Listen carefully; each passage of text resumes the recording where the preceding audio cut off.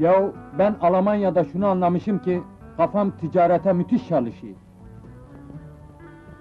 O zaman bir lahmacun fırını açalım, ortak oluruz. Olur mu hayvan? Niye olmazmış? Benim karı senin yaşadığını görürse bana ne der? Sen ölüsün oğlum. Ha, doğru öyle yani. Sektir et ya. Zaten bu İstanbul dediğin büyük şehir. Bir ucunda sen, bir ucunda ben, bir iş tuttuk mu... Anasını bile satarım ben bu İstanbul'u. Ben bir lahmacun fırını açarım.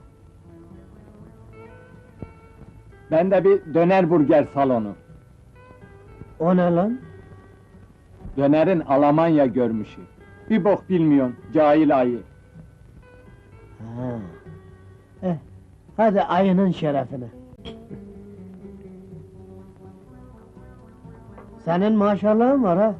Benden iyi içiyorsun. Ben iyi içerim, hiç dokunmaz.